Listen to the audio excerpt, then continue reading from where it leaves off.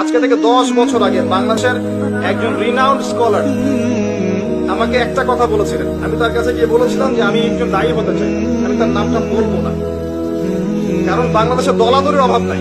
নামটা বলে ফেলাই, বলবে আপনি তাহলে ওই দলের মানুষ, ওই জন্য বলতে যাবো না। তিনি আমাকে নসিহত করছিলেন, আমি খুব কাছ থেকে গিয়ে বলেছিলাম যে আমি ইসলামের জন্য কিছু করতে চাই, আমার খুব শখ, কি করতে পারি আমি, আমাকে নসিহত দিন।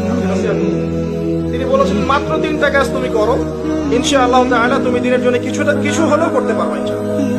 আমি সেম নসিহত আজকে সবাইকে করছি, কারণ আমি জানি আমার চেয়ে বহু খেদমত আপনারা করতে পারবেন ইনশাআল্লাহ।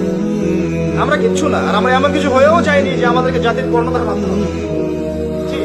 আমরা যারা এখানে বসছি, আমরা এমন কিছু হয়ে যায়নি এখনো যে আমরা পুরো জাতির দায়িত্ব নিতে পারবো, জি না, ভুল কনসেপ্ট। আপনি আমার চেয়ে বেশি খেদমত করতে পারবেন ইনশাআল্লাহ। আপনি যে সেক্টরই আছেন, হোক সেটা ইকোনমিক সেকশন বা পলিটিক্যাল সেকশন বা প্রশাসন বা এভরি সিঙ্গেল সেকশন, আপনি আমার চেয়ে বেশি খেদমত করতে পারবেন ইনশাআল্লাহ দিনের জন্য। আমি কিছুই না, আমরা কিচ্ছু না। তিনি 3টা কথা বলেছিলেন। একটা হচ্ছে প্রথম ইলম, তোমার ইলম অর্জন করতে হবে, এবং এমন ইলম অর্জন করো না যেই জ্ঞানটা হবে একমুখী, জাস্ট একদিকে আপনি নলেজ, শুধু এই বিষয়গুলো বোঝেন, বাকি কিছুই বোঝেন। এটা আমাকে নক করেছে। 2 নাম্বার বলেছিলেন তোমাকে সবর করতে হবে, ধৈর্য ধরা শিখতে হবে।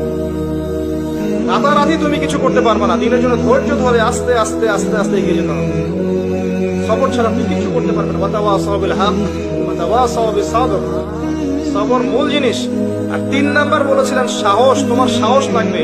হিরু কাপুরুষদের জন্য জান্নাত নয়, সাহসের কথা বলেছিলেন।